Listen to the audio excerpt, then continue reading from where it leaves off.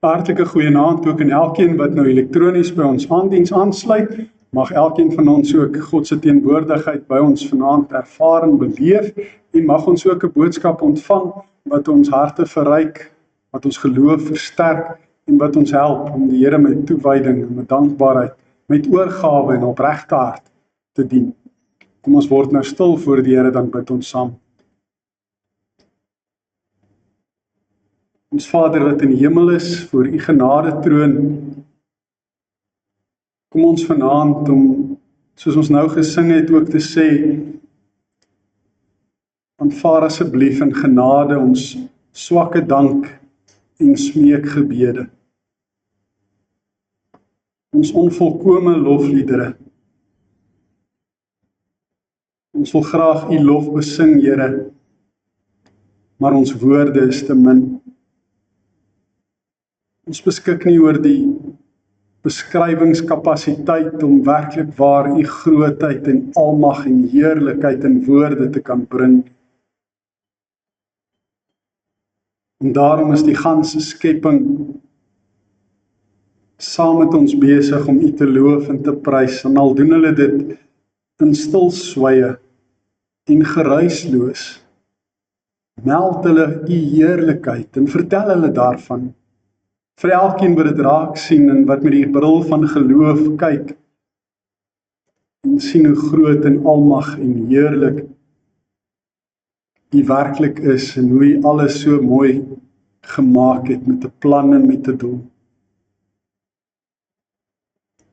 Dankie Here dat u ook vir ons gemaak het, dat u vir ons sintuie gegee het sodat ons hierdie skepping nie net kan waarneem nie, maar ook kan geniet. Dankie dat ons ook vanaand hier in u huis kan wees, om te luister na wat u deur die woord vir ons wil sê. Dis ons smeekgebed, Here, dat u met ons sal praat, dat ons met geopende ore en ontvanklike harte daarna sal luister, en soos die gelykenis wat Jesus vertel het, dat ons soos vrugbare grond sal wees, sodat ons die saad van die evangelie kan ontvang, sodat dit in ons lewe kan vrugte dra. Dankie dat ons dit alles kan bid in die naam van ons Verlosser, ons Koning, Jesus Christus. Amen. Geliefdes, met ons reeks uit die profete is ons tans besig met die profeet Esegiel. Ons is by hoofstuk 14. Ons gaan die eerste paar verse van hierdie hoofstuk saam lees. Daar is heelwat herhaling in die hoofstuk, so jy kan maar by die huis rustig ook die res van die hoofstuk gaan deurlees. Die opskrif van die gedeelte vat eintlik alles saam wat in hierdie hoofstuk aan die orde kom. Laat staan julle afgode. Daar het van Israel se leiers na my toe gekom, skryf Esegiel, en voor my gaan sit. Die woord van die Here het tot my gekom.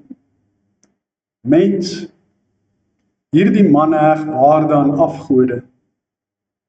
Hulle is so in sonde verval, dat hulle net ag gee op hulle afgode.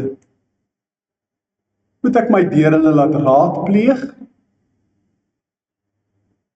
Praat met hulle, sê vir hulle, so sê die Here my God, wanneer 'n Israeliet waarde heg aan afgode en so in sonde verval, is dat hy net ag gee op sy afgode en hy kom na 'n profeet toe, sal ek, die Here, met hom praat, soos dit by sy afgoderry pas. Ek sal Israel wat my ter wille van al hulle afgode verlaat het, my harde hand laat voel. Sê vir Israel, so sê die Here my God, bekeer julle, laat staan julle afgode, hou op met al julle afskuwelike dade. Tot sover ons skrifgedeelte vanaand, en soos ek gesê het, lees gerus maar die res van die hoofstuk by die huis deur. Ek gaan in elk geval die hele hoofstuk dek ook in ons gesprek vanaand. In hoofstuk 13, die vorige hoofstuk, het ons gesien hoe dit die fokus verskuif is na die valse profete en hoe dat God die valse profete en die profetesse hoe dat hulle veroordeel het vir die leuns wat hulle verkondig het, dat hulle gemaak het asof dit die Here is wat dit sê, terwyl dit eintlik goed is wat hulle self in hulle eie verbeelding uitgedink het. Hier in hoofstuk 14 sien ons is daar baie herhalings. Nou herhalings is 'n manier waarop die skrywers iets graag wil beklemtoon. Dis nie om mense te verveel dat hy baie herhaal nie, dis om te beklemtoon hoe belangrik dit wat hy sê regtig is. En daarom herhaal hy dit.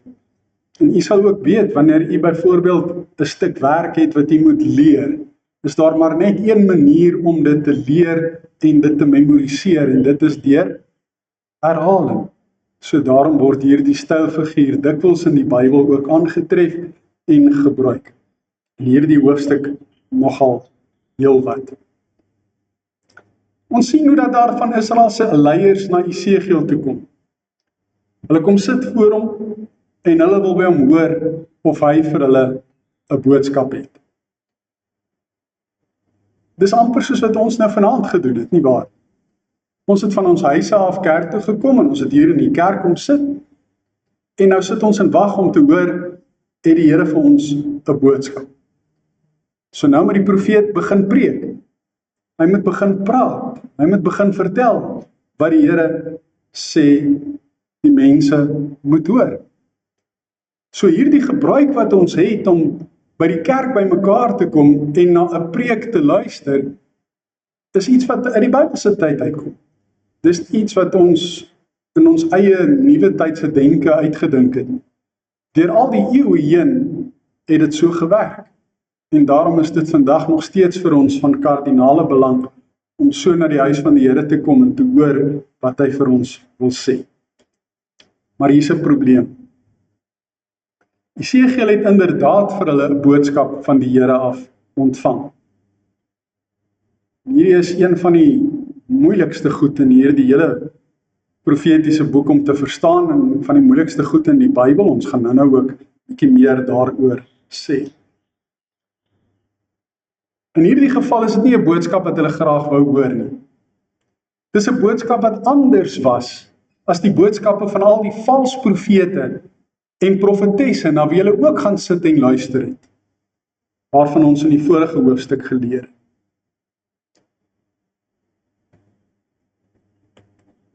Die kern van hulle sonde word sommer dadelik deur die Here aangespreek. Daar word sommer met die deur in die huis geval.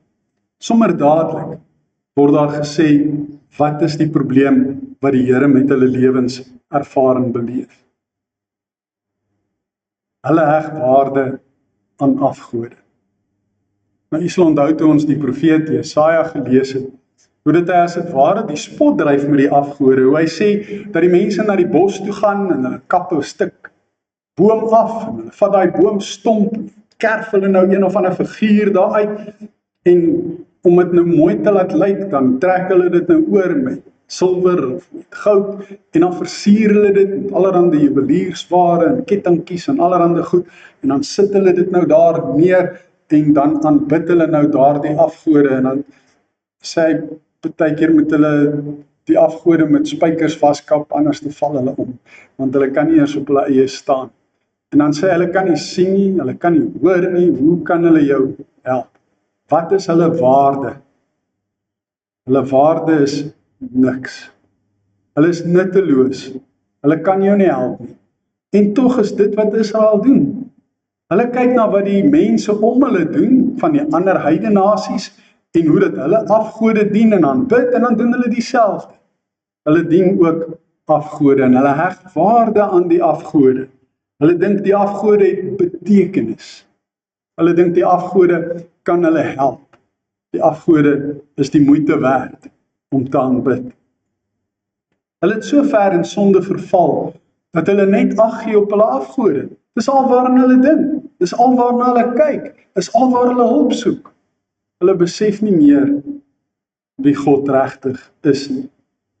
En daarom vra God tereg vir hulle, of hy moet toelaat dat hulle deur hom geraadpleeg kan word.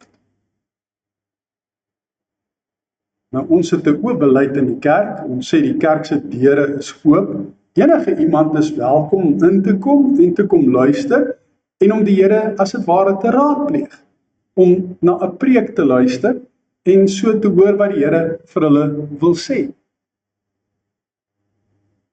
Maar wanneer ons nou hierdie gedeelte lees, dan lyk dit amper asof die Here nie op dieselfde manier daaroor dink nie. Hy vra vir hulle, moet hy dit toelaat, dat hulle wat die afgode aanbid en waarde aan die afgode heg, dat hulle na hom toe kom, die enigste ware heilige God, om hom te raadpleeg.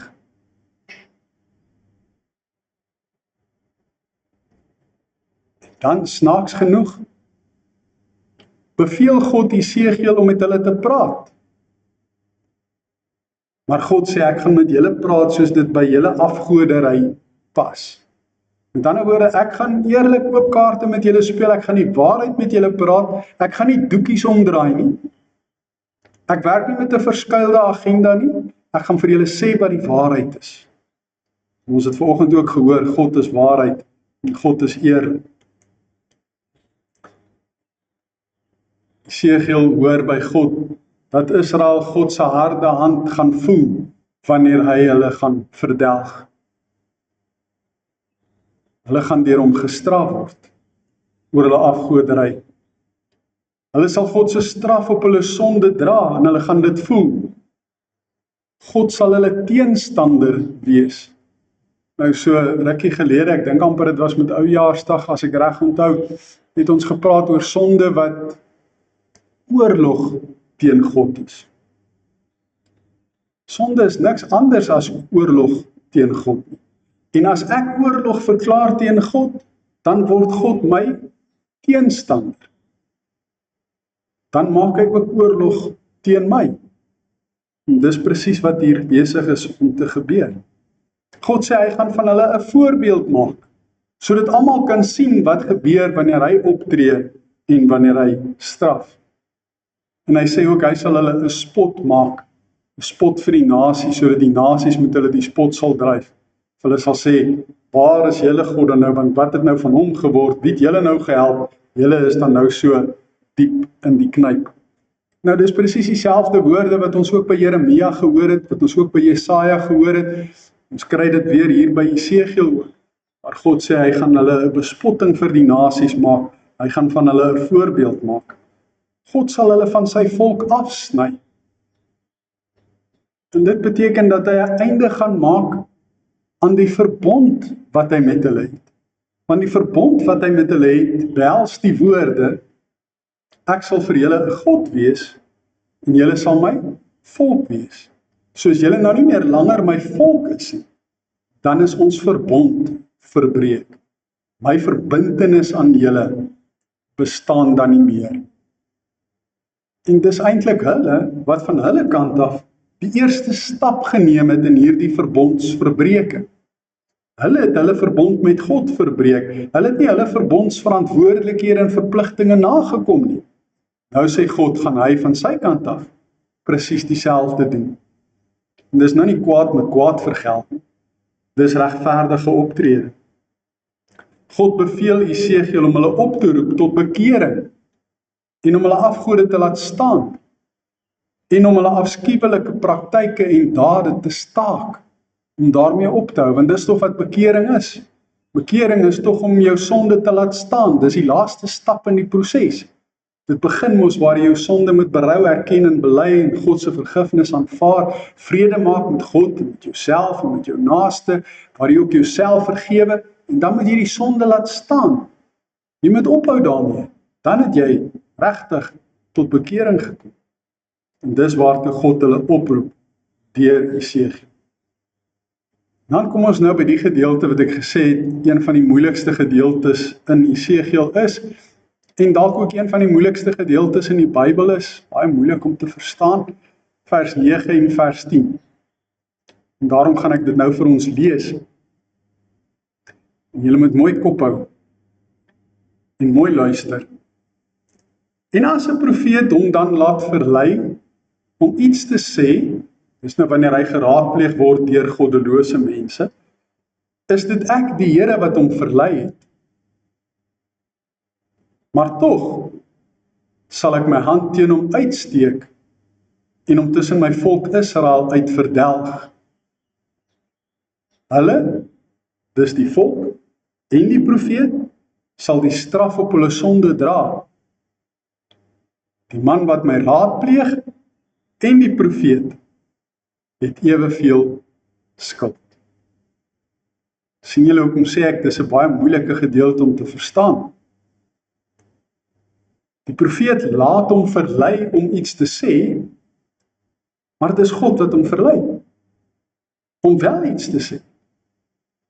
En dan eis God van hom rekenskap omdat hy iets gesê het, terwyl hy hom eintlik nie wou laat raadpleeg. En daarom is dit die konteks van hierdie gedeelte, die wyeer hoofstuk wat ons help om dit so 'n klein bietjie beter te verstaan. En dit begin daarby dat God hom nie regtig wil laat raadpleeg deur afgodsdienaars. Hy wil nie eintlik deur die profete iets vir hulle sê nie. Want hulle wil in elk geval nie daarna luister nie. Hulle sal eerder wil hoor wat die afgode vir hulle sê, die afgode wat nie kan praat, as wat hulle wil hoor wat die lewende God sê. En dis waarom God hom nie deur hulle wil laat raadpleeg. En as die profete dan wel verlei word om iets vir hulle te sê, is dit God wat tog deur die profeet aan die woord kom. En dan kondig God ook albei se straf aan. Dis baie moeilik om te verstaan. Want dit laat ons met die vraag, waarom word die profeet gestraf? God het hom dan verlei om te praat. God het dan vir hom die woorde gegee wat hy moet sê. God het sy preek vir hom gegee. En nou dat hy die preek gepreek het, is hy strafwaardig en net so skuldig soos die afgodsdienaars wat God kom raadpleeg. Dis regtig, soos die Engelse sê, mind-boggling.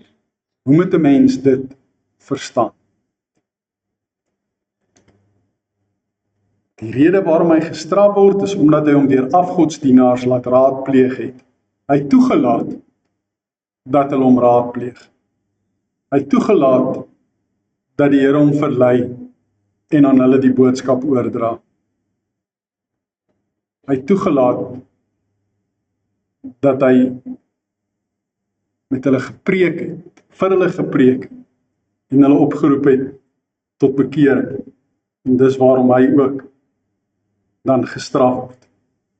Hoe verstaan 'n mens dit? Dit kan wees dat dit Esegiel se belewenis was, wat hy hier verwoord het. Dat hy op 'n manier probeer sin maak het van sy eie lyding en sy eie swaarkry. Hy weet uit die boodskap wat hy ontvang het, het hy van die Here af ontvang. Hy weet dit wat hy gesê het is die waarheid, want dis wat die Here vir hom gesê het om te sê. Maar nog steeds kry hy ook swaar, net soos wat die volk swaar kry, en ons gaan nou sien wat die strawwe is wat gebeur. Hy beleef ook daardie straf. En op 'n manier moet hy probeer sin maak daarvan, en dis waarom hy dit so verwoord het. Dit is een moontlike verklaring. As jy 'n beter verklaring het, sal ek dit graag wil hoor. Dit beklemtoon die geweldige verantwoordelikheid, die geweldige aanspreeklikheid, en ook die geweldige lyding wat profeet wees mee gepaard gaan. Nou, ons het al oor die profetiese lyding gepraat. Ons het gepraat oor Jesaja wat moes kaal rondloop vir 'n jaar, meer as 'n jaar. Gepraat oor Jeremia wat in die put gegooi is. Ons gepraat oor Jesus wat ook as profeet lyding verduur het. So profeet wees en lyding verduur is so sinonieme van mekaar. En hier word dit op 'n manier verwoord wat vir ons moeilik is om te verstaan en te begryp. Maar dit beklemtoon die geweldige verantwoordelikheid en aanspreeklikheid Die rede en doel vir God se straf is sodat hulle sal besef dat hy die Here is en nie die afgode nie. Nou hierdie rede kry ons 'n paar keer in Jesegiel, ons het dit ook by Jeremia en ook by Jesaja gehoor, hoe dat God se strawwe bedoel is om vir die mense te wys, hy is regtig God, en dat die afgode niks beteken. En sodat Israel nie weer van die Here sal wegdwaal en hulle verontreinig met al hulle opstandige dade nie. Dis die tweede rede waarom God hulle straf. En dan is daar nog 'n derde rede, ook sodat hulle weer God se volk kan wees en hy weer hulle God kan wees. Met ander woorde, sodat die verbond weer herstel kan word en daar weer 'n verbintenis kan wees tussen God en sy volk. En dan noem God ook die maniere waarop hy gaan straf. Daar's 4 dinge wat in hierdie hoofstuk by herhaling genoem word: hongersnood, ongediertes, oorlog en pes. Nou as ons Jeremia en Jesegiel en Jesaja ook gaan lees, dan kry ons ook hongersnood, ons kry ook oorlog, ons kry ook pes. Ongediertes is hier by Jesegiel 'n nuwe een. Ek kan nie onthou dat ek dit raak gelees het ook by Jesaja en by Jeremia nie. Maar dit kan ook wees dat hierdie ongediertes figuurlik gesproke die Babiloniërs is, wat gekom het om oorlog te maak en hulle te vernietig en hulle weg te voer in ballingskap. Of dit kan regtige ongediertes ook wees wat letterlik bedoel word. Maar dis eie aan Jesegiel. Dit kom nie ook so by Jesaja en Jeremia voor. God sê vir Jesegiel om vir hulle te sê dat hulle nie die straf sal kan ontvlug nie. Hy sê dat selfs die kinders van Noag, Daniel en Job, manne wat volgens God se wil geleef het, nie eers dit sou kon oorleef nie, hierdie straf. Hulle sou dit nie oorleef nie. Hoe gaan hierdie afgodsdienaars dan hierdie straf oorleef? Nou julle sal onthou, Noag was in sy tyd iemand gewees wat uitgestaan het tussen al die ander mense. En God het besluit om hom te red toe die sondvloed gekom het. En God het besluit om ook sy vrou en sy kinders te red, sodat daar weer 'n nageslag kan wees na die sondvloed. Want al die mense van daardie bekende wêreld en tyd het omgekom in die sondvloed. Jy sal onthou in die tyd van Daniel, toe hulle daar in ballingskap was, hoe dit almal beveel is om afgode te dien, en as hulle nie dien nie, dan word hulle of in 'n leeukuil gegooi of in 'n brandende vuuroond. En hoe dat Daniel die leeukuil oorleef het, omdat hy aan God getrou was. En dan Job wat daarvoor bekend was dat hy alles in sy vermoë gedoen het om die Here te dien. Dat hy selfs offers gebring het wanneer sy kinders partytjies gehou het vir ingeval hulle dalk sonde gedoen het tydens die partytjies. Hoe dat hy die regte pad probeer loop het en toe swaar lyding ervaar en beleef het en op die einde van die dag regtig vir God leer ken het en weer deur God geseën is. Nou Noag se kinders, en ons weet nou nie, jy's veel van Daniel se kinders nie, en Job se kinders, is as gevolg van hulle pa se geloof bevoordeel en begenadig. En daar sien ons weer iets van die verbond raak, van God wat hom verbind aan gelowige ouers, maar ook verbind aan hulle kinders. Maar nou sê die Here vir hierdie afgodsdienaars, as hierdie heilige manne se kinders, hierdie heilige manne wat volgens my wil geleef het, as hulle kinders hierdie straf nie eers gaan vryspring, hoe gaan julle dit oorleef? En dis 'n gedeelte wat 'n paar keer ook in hierdie hoofstuk herhaal word, 'n gedagte. God se genade sien ons word weer eens bewys wanneer hy vir Jesegiel sê dat wanneer hy hierdie swaar strawwe gaan stuur, daar tog 'n klompie sal wees wat oorbly en wat vrykom. 'n Klein klompie. En hulle gaan vrykom oor hulle regverdige optrede en hulle gehoorsame dade. Hulle het nie deelgeneem aan die afgoderry nie. Hulle het hulle nie skuldig gemaak aan die sonde en die afskuwelike dade wat hierdie afgodsdienaars hulle self aan skuldig gemaak het. en daarom sal God hulle ook begenadig. Dis ook 'n tema wat ons by ander profete aantref, hoe dat God se straf aangekondig word, maar hoe dit daar telkens van sy genade ook gepraat word, van 'n klein groepie wat behoue bly, klein groepie wat hom dien, klein groepie wat op die regte pad is. En dit herinner ons ook aan Jesus se bergrede, waar hy oor die twee paaie gepraat het en gesê het dat daar 'n breë pad is en dat die wat daarop gaan baie is en dat die uiteinde daarvan die hel is, en dat daar 'n smal pad is en dat die wat daarop gaan min is en dat die uiteinde daarvan die ewige lewe in die hemel is. Elke keer is daar 'n klein groepie wat behoue bly en aan wie God genade betoon. So dis nie die massas wat gered word nie. Dis nie die massas wat altyd reg is nie. Partykeer is dit 'n handjievol mense wat deur hulle regverdige optrede en hulle gehoorsame dade vrykom deur God se genade. So wat is die boodskap vir ons uit Esegiel 14? Eerstens dink ek ons moet raak sien dat God hom nie altyd sommer deur enige iemand wil laat raadpleeg. Ek het al by 'n vorige geleentheid ook gesê dat baie mense wanneer hulle in moeilikheid kom, wil hulle die Onse Vader gebed bid. Maar hulle is nie eens kinders van God nie. As jy nie 'n kind van God is nie, het jy dan die reg om vir God jou Vader te kan noem? Het jy dan die reg om daai gebed te kan bid?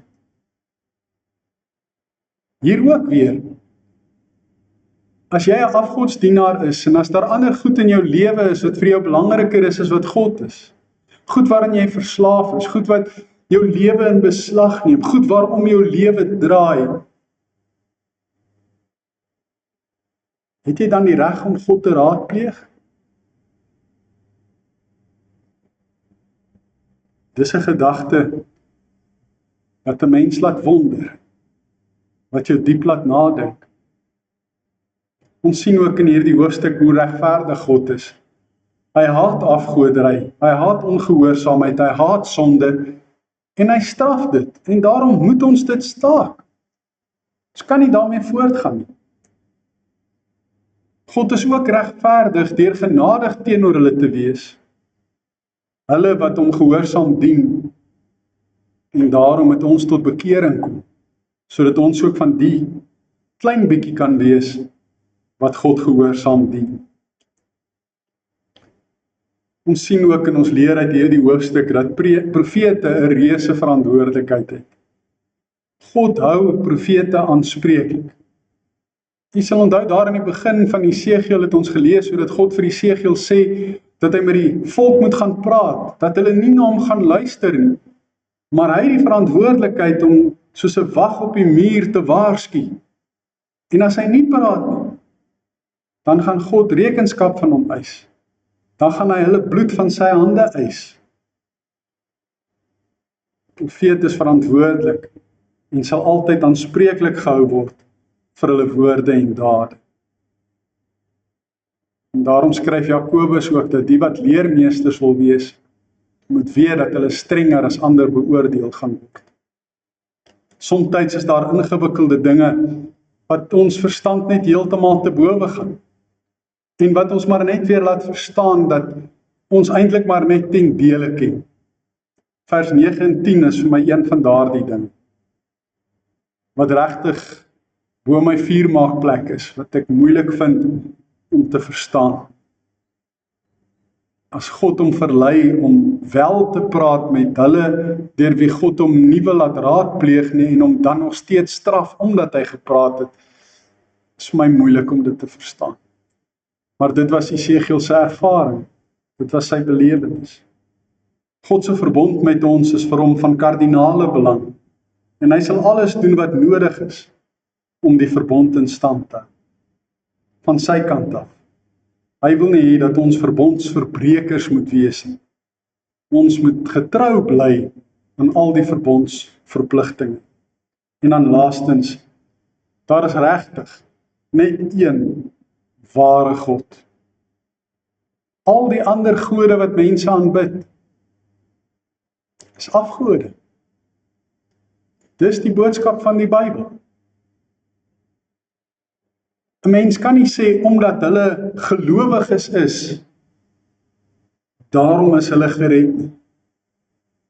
Want die inhoud van hulle geloof is gefokus op afgode, op die verkeerde inhoud. En as jou geloof die verkeerde inhoud het, is jou geloof nutteloos.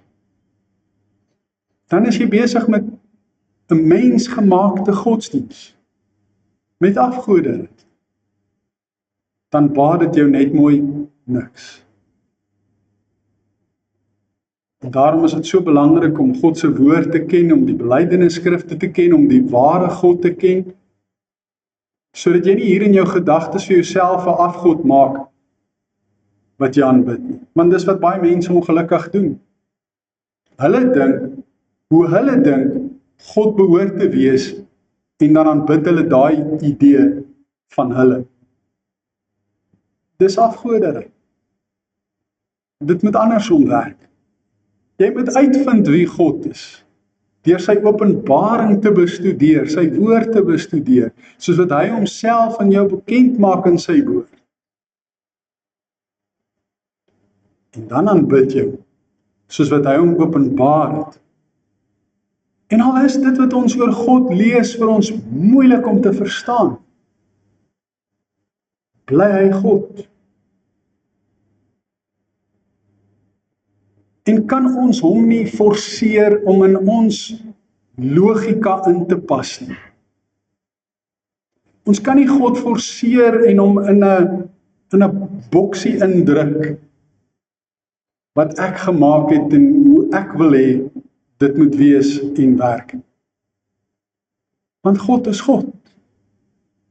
Hy doen wat hy wil. Hy is soveel groter as wat ons ooit kan begryp.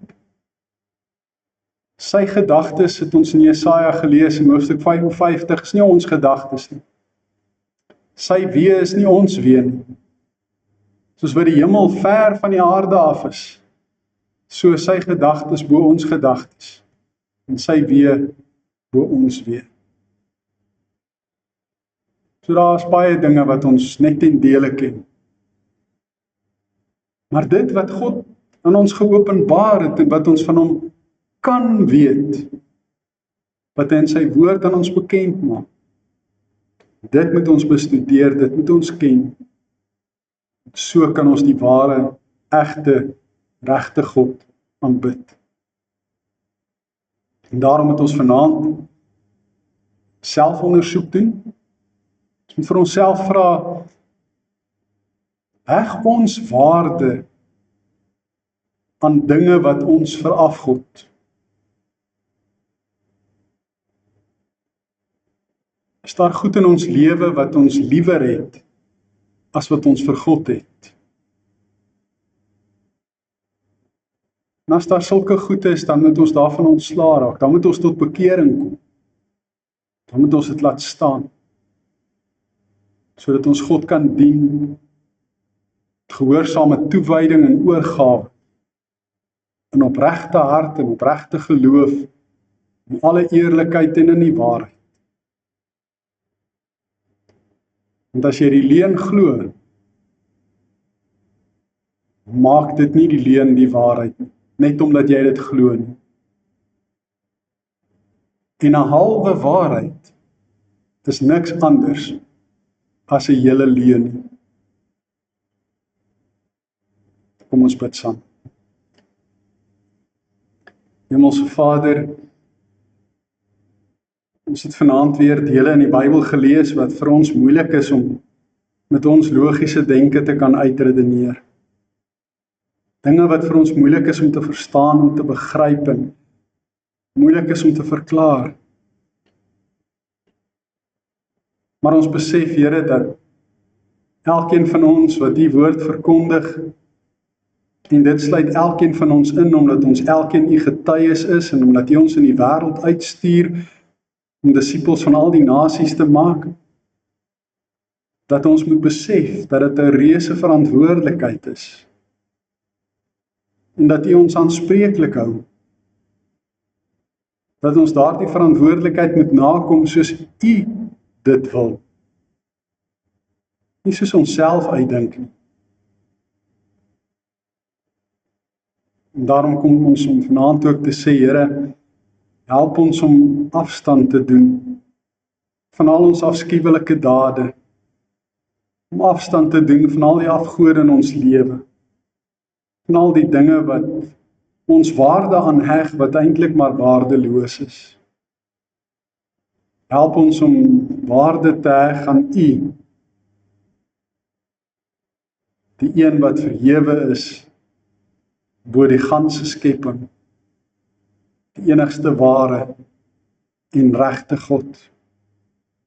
Help ons om U deur die Gees en in waarheid te aanbid, omdat dit is hoe U wil hê ons dit moet doen. En so kom bid ons dan vanaand, Vader, vir ons gemeente, vir al die aksies en projekte wat ons loods. Ons bid vir ons kerkraad, ons Bybelonderrigonderwysers, ons bid vir elke lidmaat, klein en groot, oud en jonk.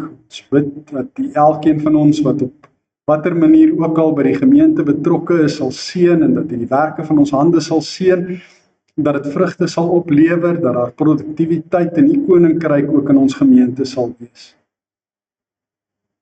Ons bid vir hulle wat siek is, vir hulle wat deur beproewings gaan. Besonder dink ons aan Solly en sy vrou, wat besig is om deur 'n moeilike tyd te gaan, en ons wil vra dat U genade ook vir hulle genoeg sal wees, dat U ook genesing sal skenk soos wat dit U wil is. Ons bid vir al die ander wat siek is en wat operasies moet ondergaan. Peter Doman wat 'n voetoperasie moet ondergaan. Gert van der Walt wat 'n heupvervanging moet kry. Here, ons bid dat U elkeen sal bystaan, elkeen sal dra. Ons dink aan so baie wat werkloos is, so baie wat hartseer en eensaam is, so baie wat dakloos is, so baie mense in nood. Ons vra, Here, help ons om ook ander te help, sodat U daardeur verheerlik mag word. Ons bid dit in Jesus se naam. Amen. Ons gaan afsluit met lied 482. Pragtige lied. Ek wil die woorde van die eerste vers vir ons lees en dan gaan die voorsangers kan maar so lank vorentoe kom. Keer terug en kom na my, van jou skuld maak ek jou vry. Roep die stem van God die Heer na sy volk om terug te keer. Soos die dou die veld laat bloei, so sal my liefde jou laat groei. Wil laat niemand jou verlei. Keer terug en kom na my.